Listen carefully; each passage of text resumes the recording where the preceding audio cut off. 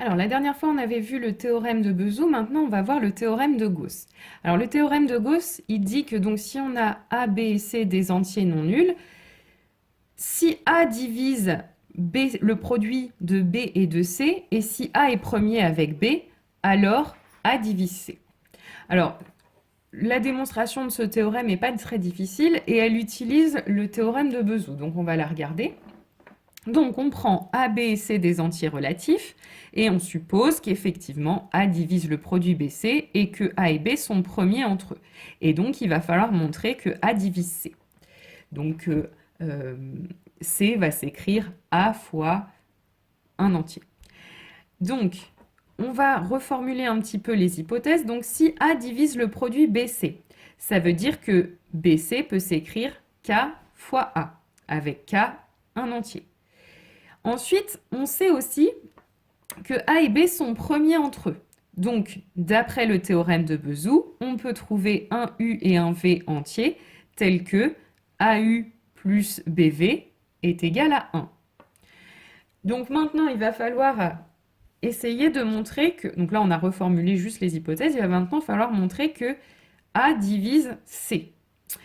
Donc, l'idée ici, c'est de multiplier l'égalité qu'on a ici, l'égalité de Bezout, de la multiplier par C. Donc, ça va nous donner ACU plus BCV est égal à C. Pour faire apparaître C d'un côté, pour arriver à l'exprimer comme A fois un entier, en fait. C'est pour ça qu'on multiplie par C, pour arriver à isoler C.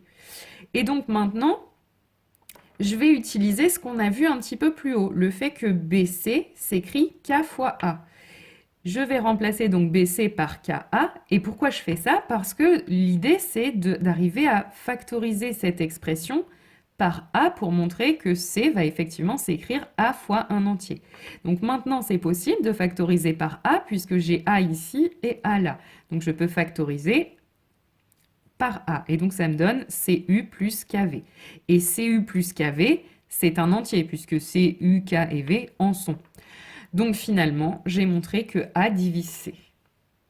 Alors maintenant, une grande application du théorème de Gauss, elle va nous permettre de résoudre des équations du type 71U plus 19V égale 2. Alors, d'abord, on vous demande de justifier l'existence d'une solution, puis de donner une solution particulière à cette équation. Donc, pour justifier l'existence d'une solution particulière, pour être sûr qu'il en existe, je vous rappelle, on avait vu plus haut que l'ensemble des entiers qui s'écrivent AU plus BV, c'est l'ensemble des multiples de D, où D c'est le PGCD de A et de B.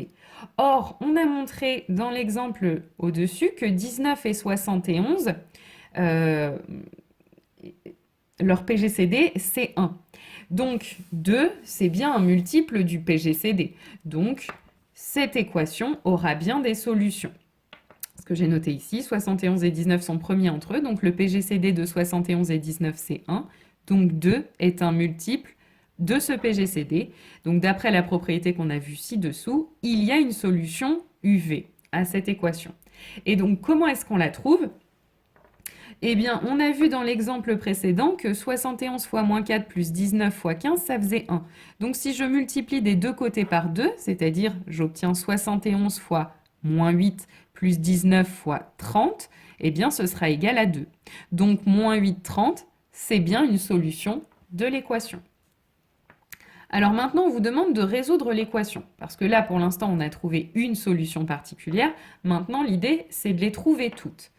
Alors, dans un premier temps, on va supposer que, effectivement, on a UV qui est une solution, et en fait, on va essayer de trouver quelle forme, comment peut s'écrire U et comment peut s'écrire V.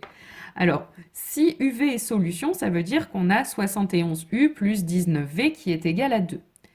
Mais 2, c'est aussi égal, on vient de le voir, à 71 fois moins 8 plus 19 fois 30. Donc, si on oublie un petit peu le 2, et qu'on décide de rassembler les termes en 60, avec 71 dedans d'un côté et les termes en 19 de l'autre, on obtient donc à gauche 71U moins 71 fois 8, enfin plus, pardon, 71 fois 8 si on passe de l'autre côté. Donc j'obtiens 71 fois U plus 8. Et même chose, j'envoie le 19V de l'autre côté, donc j'obtiens, en factorisant par 19, 19 fois 30 moins V. Et donc de cette égalité, qu'est-ce qu'on peut déduire? 71 U plus 8, ça va s'écrire 19 fois un entier. Donc 19 divise 71 U plus 8. C'est ce que veut dire ce symbole. 19 divise 71 U plus 8. Or, on sait que 19 et 71 sont premiers entre eux. C'est ce qu'on avait vu dans l'exemple précédent. Donc, d'après le théorème de Gauss, 19 va diviser U plus 8. Vous voyez, c'est exactement ça le théorème de Gauss. Un nombre divise un produit et il est premier avec un des facteurs de ce produit. Donc, c'est qu'il divise le deuxième. Donc, 19 divise U plus 8. C'est-à-dire que U plus 8 va pouvoir s'écrire 19K avec K un entier. Donc, ça veut dire que U va pouvoir s'écrire, je passe 8 de l'autre côté, moins 8 plus 19K. Et en faisant exactement le même raisonnement, toujours en repartant de cette égalité-là, on va pouvoir dire que 71 va diviser 19 fois 30 moins V. Donc, en appliquant encore une fois le théorème de Gauss, comme 71 et 19 sont premiers entre eux, c'est que 71 divise 30 moins V. Donc, 30 moins V va s'écrire 71 K'. Attention, c'est un autre entier. Et donc, V va s'écrire 30 moins 71, si je passe d'un côté et de l'autre. Donc, ça veut dire que si, là on vient de montrer que si EV est solution, ils s'écrivent forcément sous cette forme-là. Mais attention, tous les nombres qui vont s'écrire sous cette forme-là ne vont pas nécessairement être solution de notre équation. Donc, il va falloir voir à quelles conditions est-ce que U et V sont solutions. Alors, c'est la deuxième partie de la résolution de l'équation. Donc réciproquement, on va supposer qu'on a un couple moins 8, 19K, 30, moins 71K', qui est solution, et donc on va chercher à quelles conditions est-ce que ce couple est solution. Donc il sera solution si et seulement si, quand je remplace dans l'équation U par moins 8 plus 19K et V par 30 moins 71K, l'égalité est vérifiée. Donc on a cette égalité-là. Ensuite, je vais développer. Donc, je vais avoir 71 moins 8, 71, enfin plus 71 fois 19K, ensuite plus 19 fois 30, et puis 19, enfin moins 19 fois 71K', toujours égal à 2. Ensuite, on peut calculer 71 fois moins 8 plus 19 fois 30, ça va faire 2. On l'a vu tout à l'heure dans le début de la démonstration. Donc finalement, je vais pouvoir annuler mon 71 fois moins 8 plus 19 fois 30 avec le 2 de l'autre côté. Et donc, je vais me retrouver avec cette équation.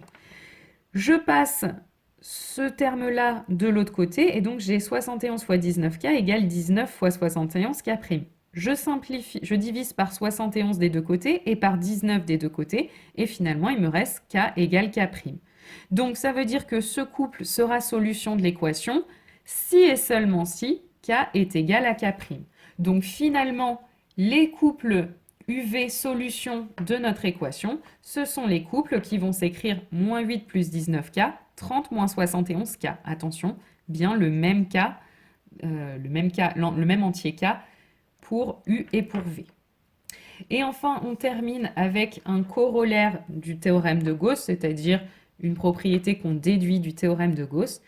Donc, soit A, B et C des entiers relatifs non nuls. Si A divise C et B divise C, avec A et B premiers entre eux, alors AB divise C.